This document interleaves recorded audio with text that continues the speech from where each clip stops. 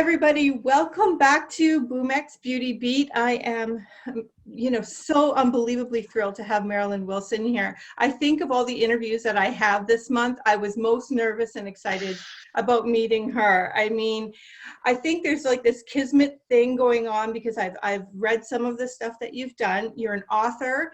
You're also an interviewer extraordinaire. You've interviewed a ton of people. You've had this extraordinary life, especially your second act has been, all these different things have happened to you. And I just relate to you so much. So I'm just dying to talk. I just wanted to quickly mention, if you guys are enjoying these conversations, please remember to like and subscribe. I'm also going to be putting all of Marilyn's socials or business info, everything in the description box. Please make sure you check her out. She does have a YouTube channel. She told me she hasn't been playing in it in a while, but we're going to maybe convince her to do some more because I just love hearing her say anything that comes out of her mouth. I'm just going to mention the names of your book first of all. One is The Wisdom of Listening, and the newest one is Life Outside the Box. Yes. So this is the newest one. The Wisdom of Listening is the newest. And Life Outside the Box is the first one. First one. Okay, gotcha. Sorry about that. And both of these books are super soulful. They're so interesting. They're all about the human story in both of the books, really. And I love some of the little words that you have kind of taken on, like wabi-sabi and Ujama. Yeah, that one's important. Don't forget that one. Okay. It will come up. Oh, what a neat word, just a neat word. And I'm going to just go ahead and say welcome and thank you so much for being here.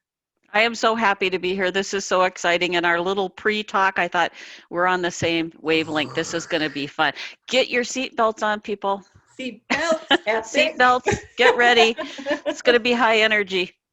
That is right. You know, my other said to me, he said, you shouldn't talk so loud when you're doing these interviews. And I'm like, oh, a criticism just before I go on. I'm like, you talk just loud. Never mind. I get talk excited. Loud. I talk loud. I'm Italian. I talk with my hands. Talk loud. So I'm glad you're good with that. Okay. Now, before we go into the whole books and all of that, I want to talk about little Marilyn, if that's okay. Go back to the beginning.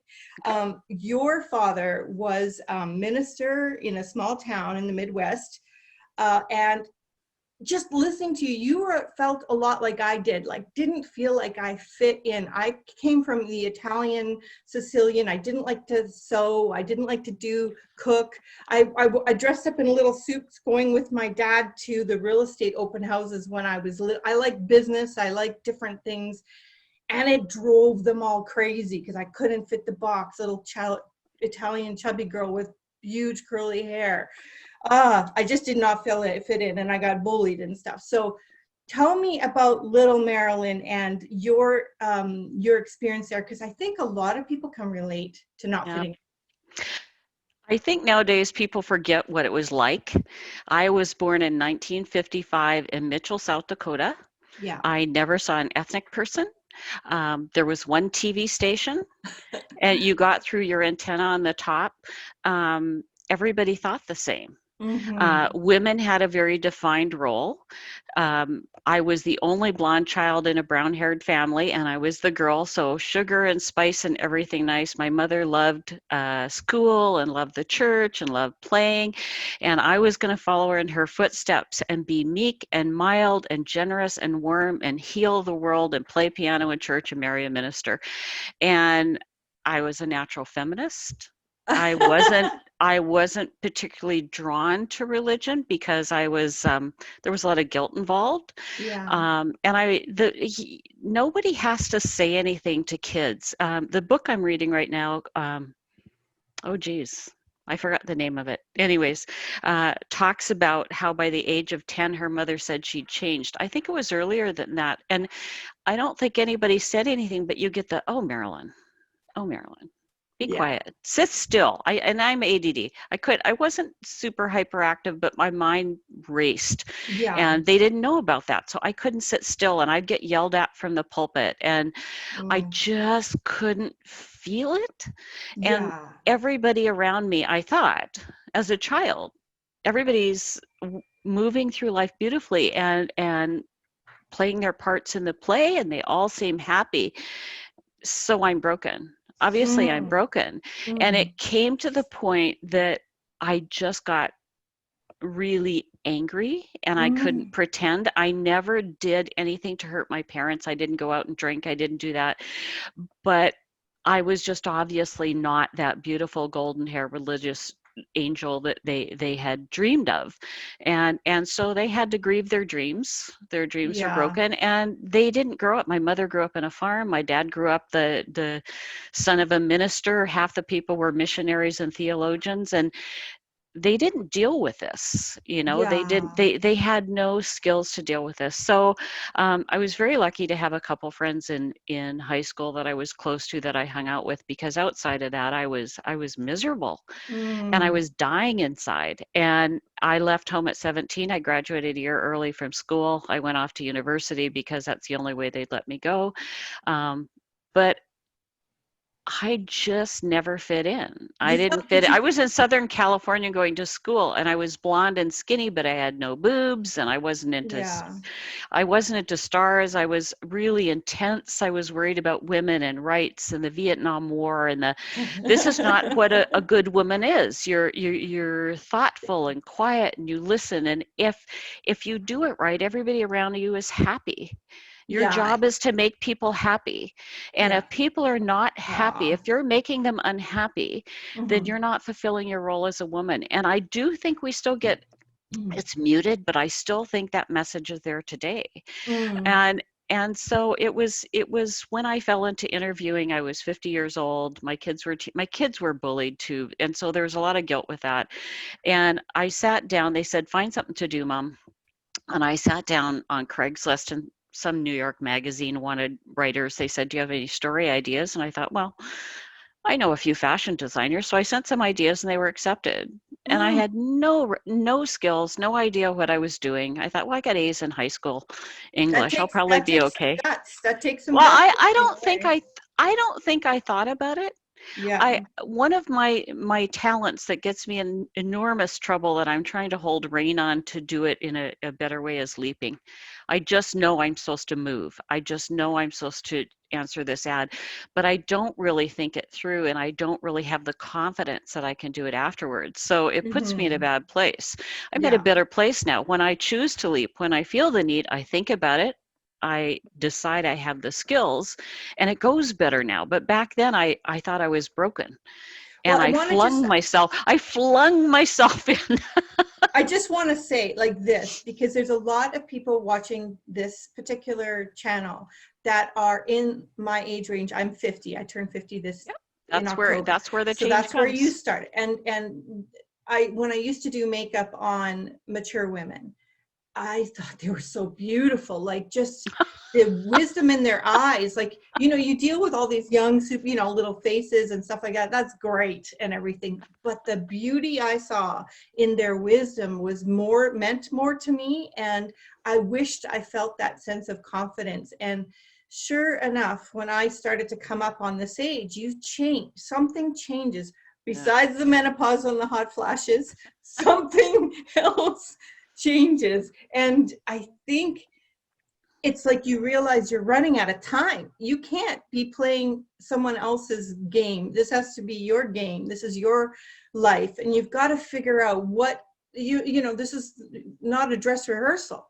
So we better get doing what we need to do. So that, I mean, I know for me, I was seen and not heard as a child, and shut up and dress up, and that's it. That's what a good Oh, woman was. We were raised to be. yes. And me with my big mouth, holy Hannah, I same as you. I was worried about the Cold War and the this and the that. They're like, turn your mind off and get sewing and cooking. Would you like Yeah. quiet? Yeah. So I totally, all the things that you say were like ringing in my ear like mirrors. We're just so similar that way. And you had 3 children, but I'm going to ask you some questions. So what do you think you've done differently with your children, raising them? Because you know what you were raised like, and there was some good, but there's also some things that you likely wanted to shift. I'm at a point in my life that I lay sleepless at night thinking about the things I did wrong. Oh no. And that comes because I had kids when I felt I was broken, and then they Mm. were being bullied and I couldn't fix it. And that Mm. poked me in all the broken. It really hurt the family dynamics. The one thing that I think I did right was we didn't expose them to religion per se, but I talked to them about it. I said, you might decide this is the right thing for you. You might decide not. It's okay. We love you. Just love us back, but do your homework. Really follow your heart. And the same thing Mm. with what do you want to do with your life? It was, what do you like doing? I don't care about whether you're a doctor or a lawyer. Everybody around them, they wanted them engineers and doctors and Mm. lawyers and nurses and accountants and this, and and valedictorians and go to Yale. And I really didn't care about that. What I wanted them was to put thought into what they would like to do and then Mm. look into what it would take to get there. So you did change. And You did change the path for so them. that's the part I did right. My kids are super independent. Mm-hmm. They are all self-supporting. They all picked a path that they chose themselves. They all paid for their own university. They had some money set aside by their grandfather, and I said, live at home, go to the local school. We'll cover your living expenses. You cover and just work in the summer. So they all got out of school with only working in the summers, with no student debt. Like, they've done a really good job. Mm-hmm. There are some family dynamics that we're still healing, especially with my youngest, Mm. because I couldn't solve the problems, and that put me in a bad place mentally as a mother. And so I don't think I did it all right. I'm Mm. just hoping that they can take what I built on and move Mm-hmm. that forward. And that's why God, I wish I could remember the name of that book. In You can there, always remember it, and I can I edit wish it I later. wish I would have read it before I had kids, because Mm. there's so much in there about empowering your children Mm-hmm. and letting them think. And I did an okay job at that. Other things I didn't do as well at, but I am really pleased that they're all independent.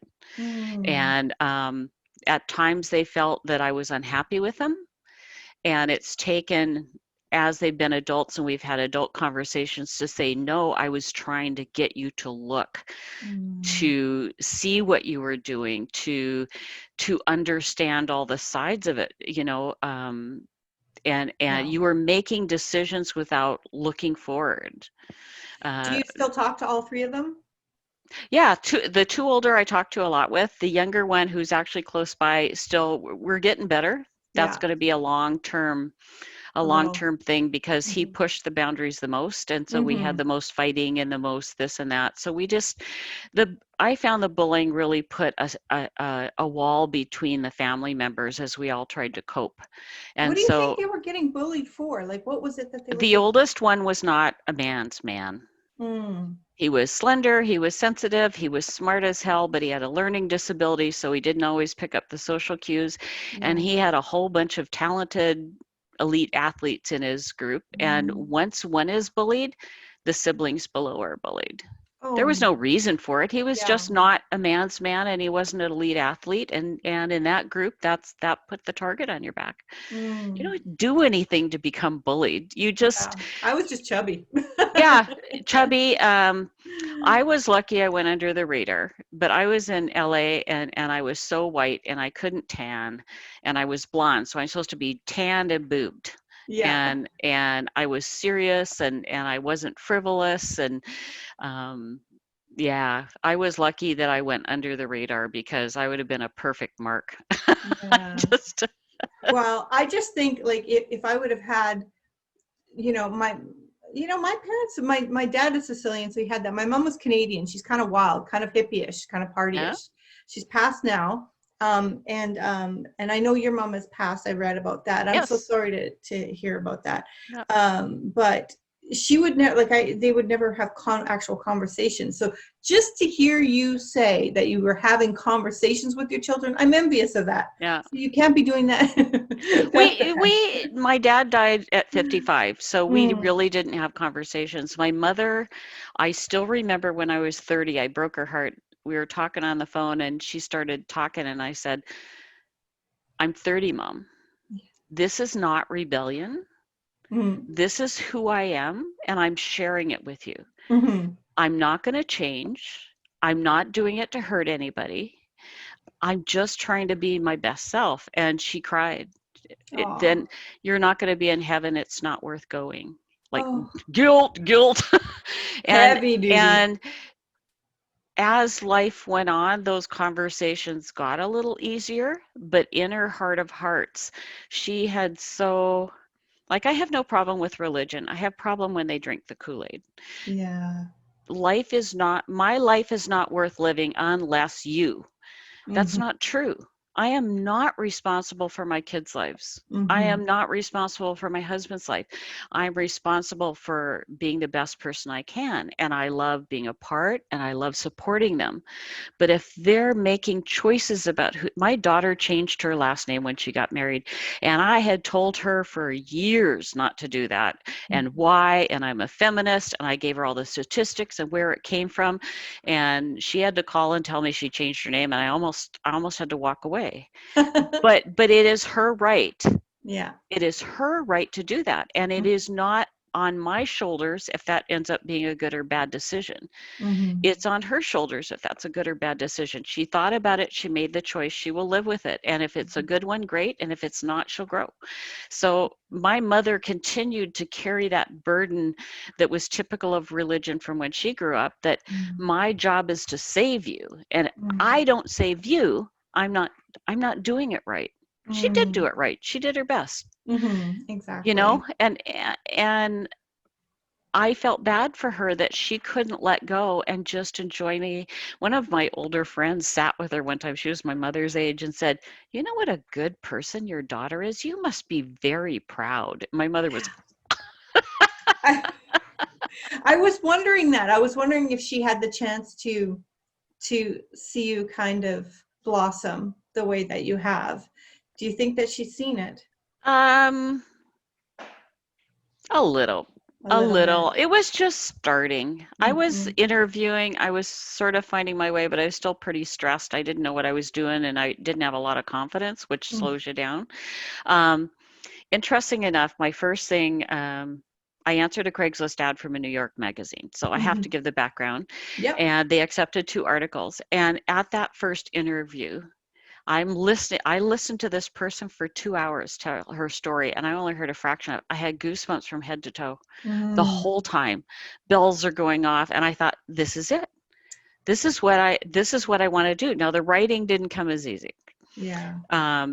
That took time and practice, and I do enjoy it now, but I could not get these interviews. People wouldn't share their stories unless I had a place. And so the next thing, that magazine fell apart, and nobody would hire me or let me write because I was nobody. And so I went on Craigslist and said, I want to write. I've got a few connections in the fashion community and I'd really like to write. And a photographer and web developer who wanted to start a magazine reached out, and I ended up co-owner of a magazine in about 9 months. And after 2 years, my mother died in 2007 to 2009. She died in February 2009, and I got an inheritance, which I didn't expect. And I used part of that inheritance to do a 2-year print collectible the first 2 years of the magazine in tribute for her. And I raised money for in her honor. So one hopes she's around and hearing it and aware. Yeah, that's what that's what we hope for. I love that you mentioned the goosebump thing because I get them so much when I'm interviewing, and I keep going like, look, No. it's just insane. And I think I think it's underestimated what goosebumps mean. I think they mean a lot. I think it really means there's some kind of synergy or connection or something happening. What's your thoughts on the goosebumpies? Do you feel like? Well, at the start, I just got them. And as I kept interviewing, I realized they happened during the interview when something important was being said. Mm. Yeah. And yeah. So I was always recording this interview so I could stop for a minute and think what was just said and kind of make that mental note to go back. I found or it could be something for me to share. It could be something that I needed to hear. Yeah. But the goosebumps are a sign that something is being said or something is happening in that moment that I need to be aware of. And it guides my interviews. It guides what I write about. Those things have changed me as I've tried to internalize them. So yeah, goosebumps are a real big sign. You need to stop. If you're somewhere doing something and get goosebumps, stop and think why. What's going on in this moment? What am I supposed to be aware of? It's your body telling you something's happening. Now, you've mentioned a couple times about being a feminist. I'll just relay this. I know when I was little, I used to sneak out of my bedroom, and my parents and their friends would be having their like little gathering, 70s, you know, it was in the 70s, gatherings, and having big important conversations. At least it seemed to me, and I'd be like at the top of the stairs trying to like listen in, and I'm tired, but I wanted to so much be grown up to say important things and think important things. Was it like it for you when you got to partake in any feminist thing you wanted to do? Did you get really involved in things, or how did that work out for you? Oh, I think it's important to know what each person means by feminism. When I was first married and had kids, I stepped into the stay-at-home mom role. But I found things to do. I went into school and taught science, and I went to the nature park and I did dance. I choose my roles based on what feels right for me, but I feel absolutely no obligation to do them. And my husband, and I'm very lucky, my husband is very laid back. I said, "You don't care if I change my name?" Nah, why would you do that? So I'm really lucky. But I know it was hard for other people sometimes to understand our relationship, because it was even though he went to work and I stayed home, it was very 50-50. Our money was together. We decided things together. We didn't always agree. If it only involved him, he had 100% of the choice. If it only involved me, I had 100% of the choice. I've always felt very empowered by my husband, whatever role I step into. And so keeping your name, for me, part of it came from I saw so many people divorced and remarried several times and going through a lot of names. And part of it is the paper trail. This is my identity of who I grew up being. I come to you offering myself. Changing my name doesn't change that. So it's a part of my identity, and all my paperwork, everything follows through. This is who Marilyn R. Wilson started. This is where she is, and that's where she became. So it's always been important to me. And the history of why you have to change your name is pretty ugly. We won't get into that. So that's for another discussion. You got me curious. But I don't even know. So I think women, whatever our choices, we just need to know it's the right choice for us and do it without apology. Nobody can shame me because I stayed home with my kids. Nobody can shame me because as soon as they were graduated from high school, I gave them a laundry bucket, taught them how to do a load of laundry and make a package of ramen, and said, "You're on your own. If I've made supper, it's here. If I don't make supper, you're on your own." And they were kicked out of the nest. I don't feel bad about those things. I've always made decisions on what I felt right for me as a woman, regardless of what society classified them. And that's been me from day one. I haven't tried to do that. I have no desire to be a part of a militant movement or I think our job is just to be an example and listen to our heart and be honest. And if you do that, if you're living your true life and following what you think you should do, you are a feminist. If you're not letting outside define you and guide your career, if you're truly being guided from the inside, and men need to do this too.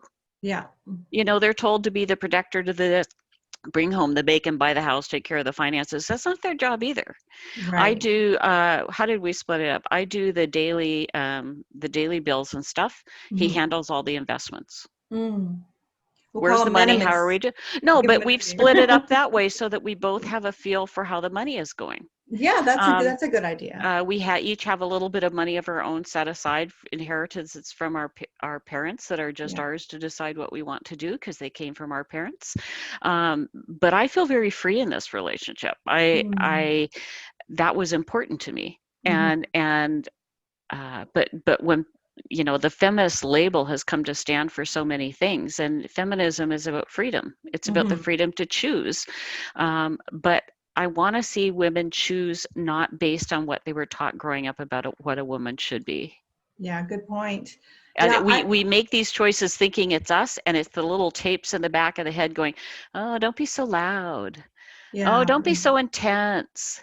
What do you mean you're making them make their own supper tonight? Like, you're not going to do their laundry? They're home from college."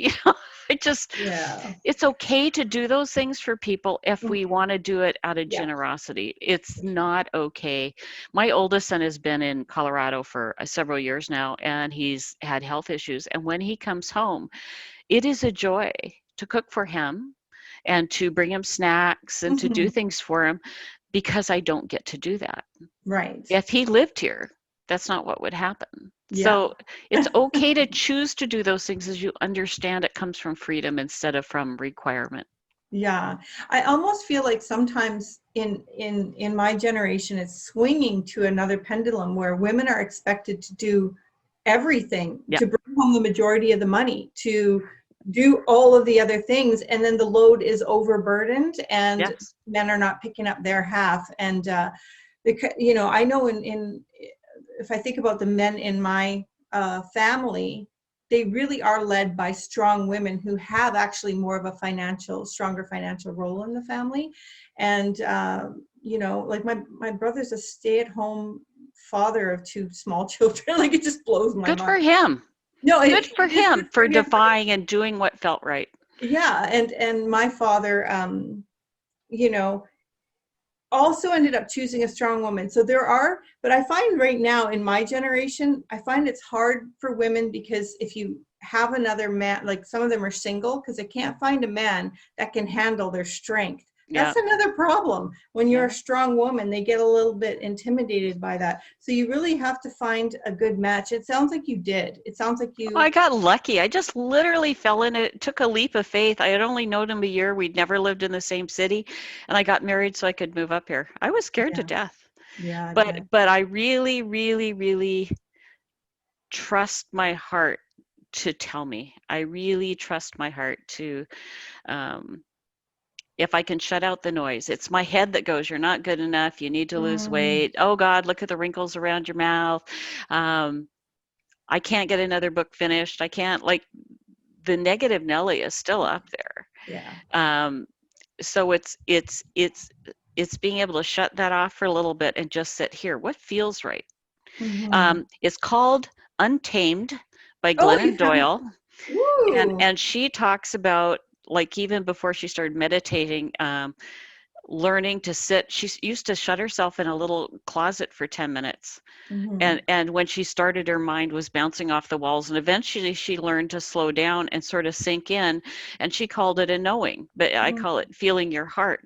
And so she said, do you feel pushed to do something, or are you feeling it right here? Mm. If you're feeling it right here, you're doing the right thing.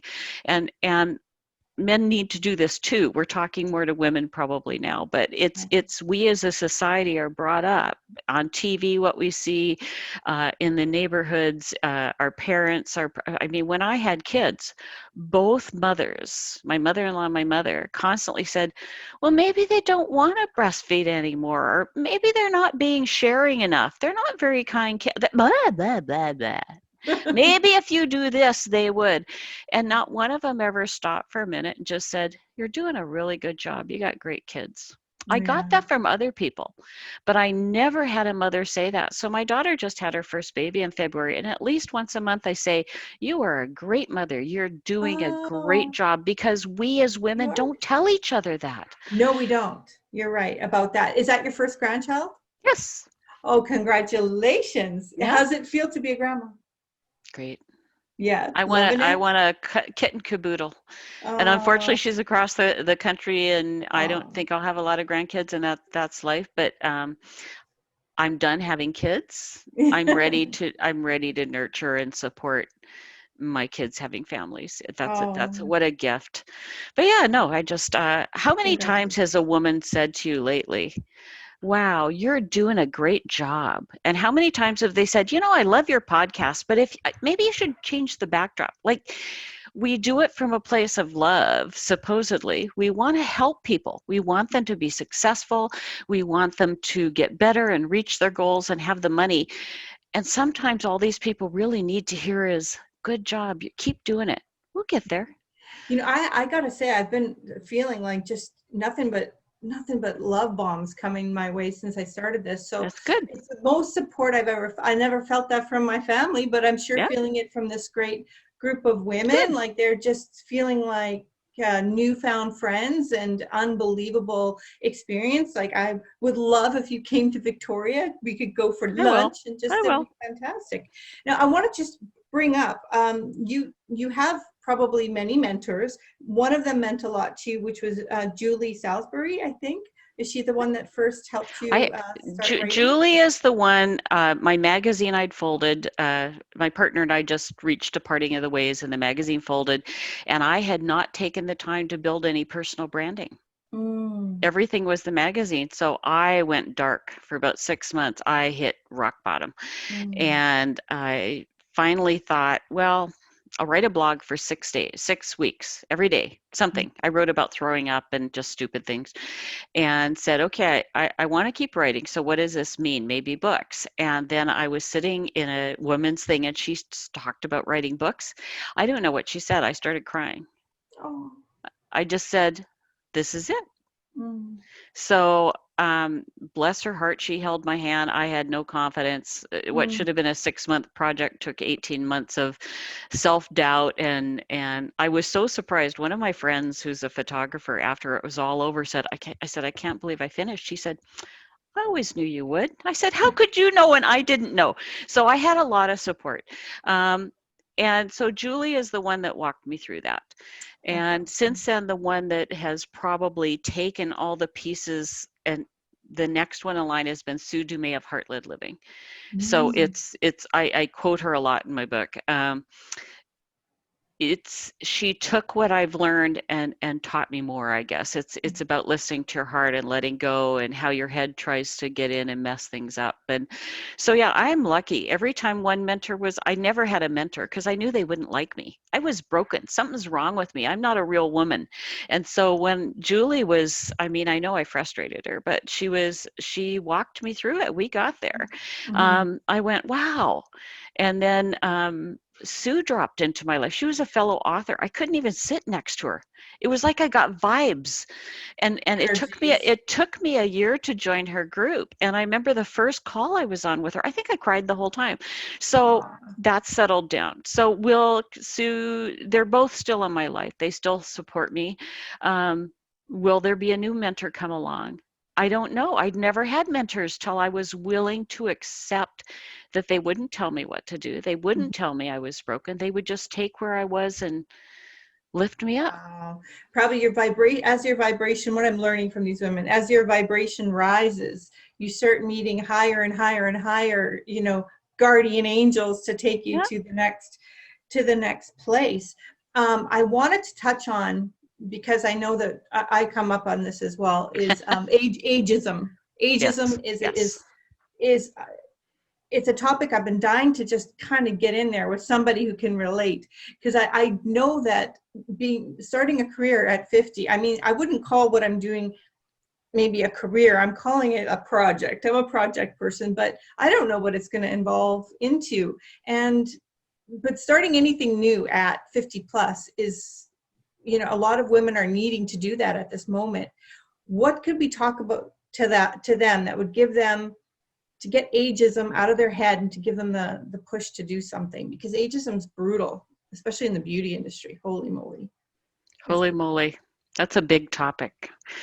Yeah, we'll Mhm. just do the best we can with a couple few minutes. Yeah.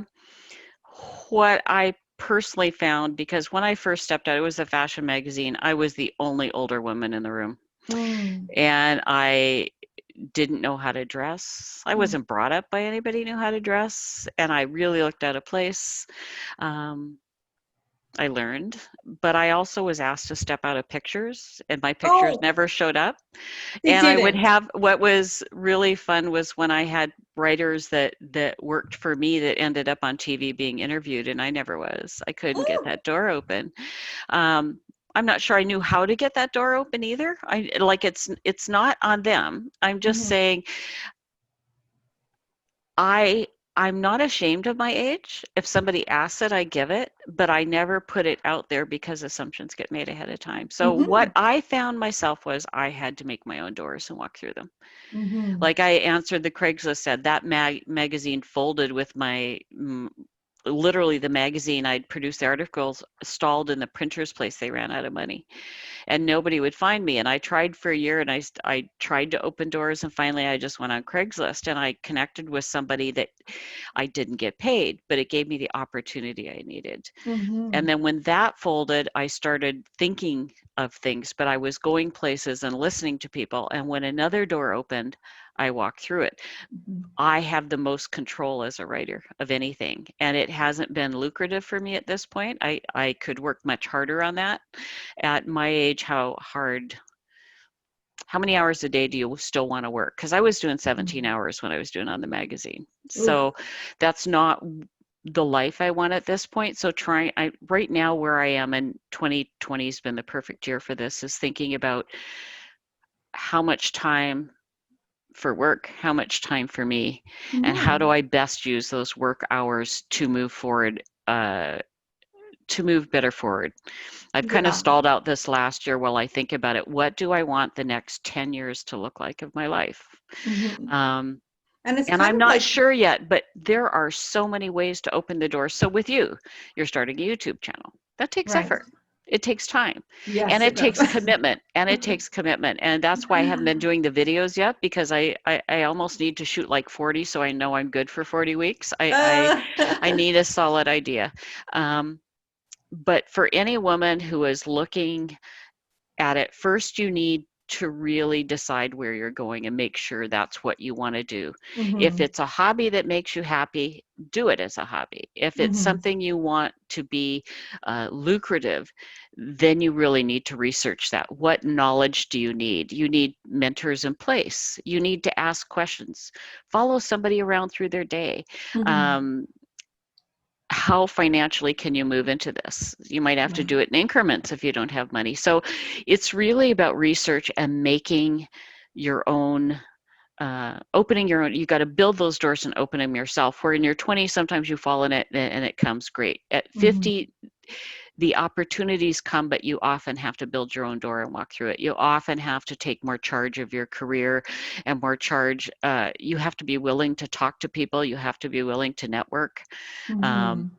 And like I you said, like sometimes you don't have to always get paid for something to be as fulfilling as a paycheck. Like for me, I don't get any money for this, but to Yep. me, I treat it like a job. It is a job in the sense that I stay really committed to a schedule and stuff like Yep. that.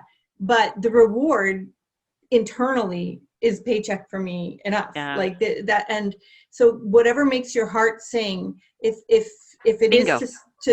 to make to if it is to make a YouTube channel, if it is to start writing, and you can survive another way, but just make your heart sing, things will start to kind of Yeah. like the universe starts to unfold in front of you, and you're like, what just happened 2 years later? So don't have to necessarily think of it as being your bread and butter every day Yeah. for money. Just try to just do, because even if you're just working out, I think making your heart sing every day, you're already working so much at a higher level that whatever you're going to do, even anything, it's going to be received differently because you're just way up here I overall. want to give you something to think about personally, because Okay. this is something that I talk about off and on, even with my husband. Mm. We define a job and a career as bringing home a paycheck. Mm-hmm. Why? Why? What what would it hurt to define a job and a career as something you feel super passionate about, that's making the world better, that's moving us forward, that's, Mm. to me, that's a job and a career. Um, If I can make money, great. If I can't make money, that's okay too, because I'm fortunate we're comfortable. We're not rich, but we're comfortable. Yeah.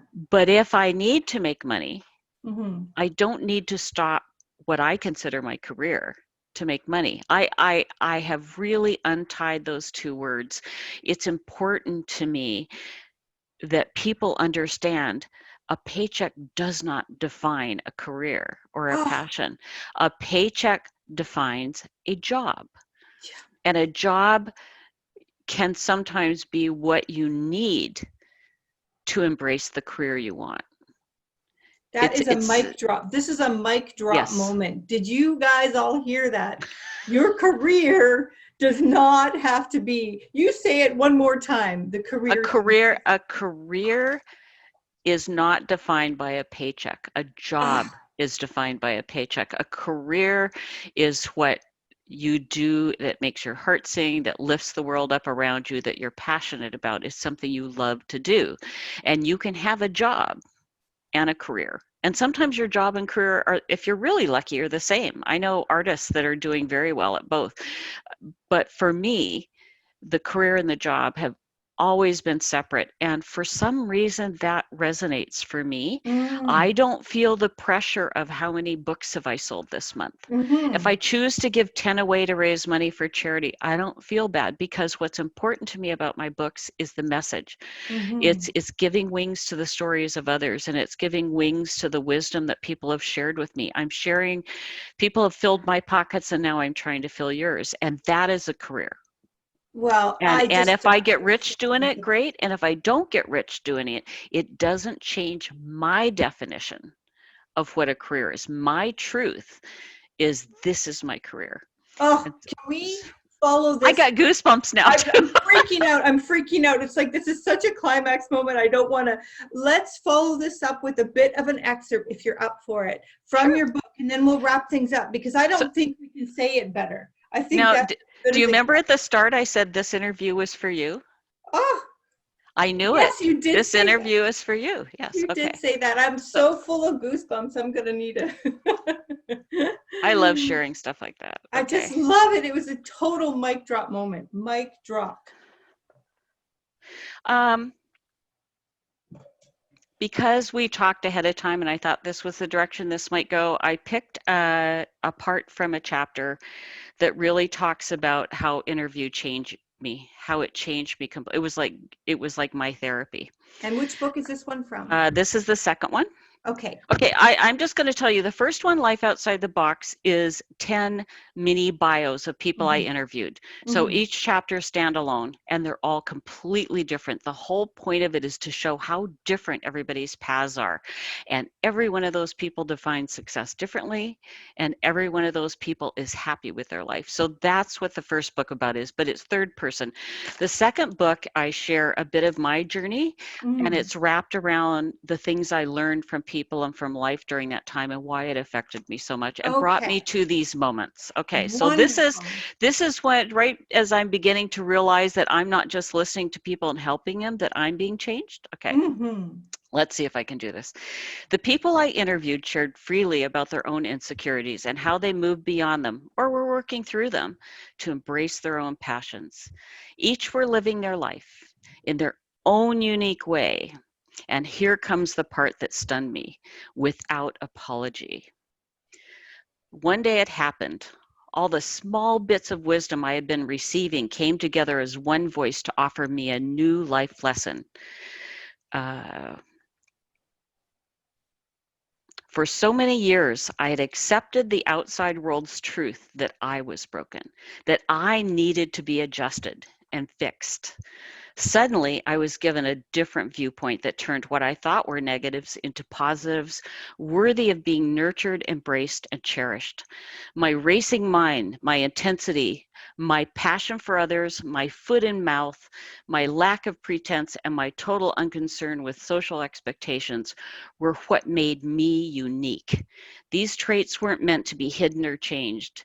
Instead, I needed to plant them in the right garden and allow them to blossom. Who I was at my very core was what made me excel at interviewing and was the reason people opened up so willingly. They could sense from my first question that I was fully present, incredibly interested, and that there would be no judgment. They were safe sharing their lives with me. What a relief. There was a purpose to it all. A tremendous weight fell off my shoulders that day. It became easier to accept that there were situations in which I would never be fully comfortable. But now I knew the other side of the coin. I am who I am for a reason that is dear to my heart. I'm Oh, crying. I'm crying. You, yeah, I'm supposed to be speaking right now, and I'm No, just trying no, to. You're gonna wreck my we mascara. can cry. There's just something happening between you and I. I got goosebumps. This is important, and this is the message that we are both trying to share, and we both need to continue to hear. And yeah, what a gift it is to be here and get to share that and give wings to that. Oh, yeah, this is just, this has just been like, I feel so lucky to like, what it's like, I'm getting a gift, a huge gift just to even get to meet you, and such a unbelievable blessing to know you. I can't thank you enough. Like the experience, I'll never forget this. So thank you so much. I'm going to be, looking up any books you recommend and read I've started reading the books. I haven't You should finished them. read The Wisdom of Listening. All that is in there. But just Definitely. remember that you're doing what I'm doing.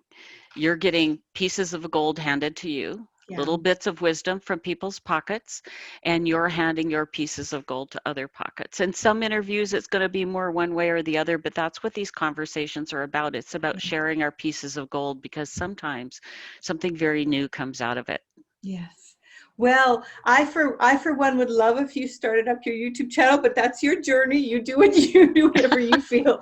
But I can't thank you enough for this talk. It's been just an incredible experience, and just, well, say goodbye to the audience, but hang on for a minute because I'm going to chat with you just a little bit after this is Thanks over. for coming, guys. Thanks for coming, guys, and Hold on. go There to we my go. description box. There we go. And look it up, everything Marilyn, and you'll see everything on her, and you will be changed by reading her writing. And One thing, if they want me, MarilynRWilson.com. There's a little R in there, and I'm sure you'll have it up below the two for them. But links to all my social media, my blog, my books, it's all there. Oh, okay, thanks. We'll see you soon. Yeah. I'm saying soon because this isn't the end. Okay, bye. Bye.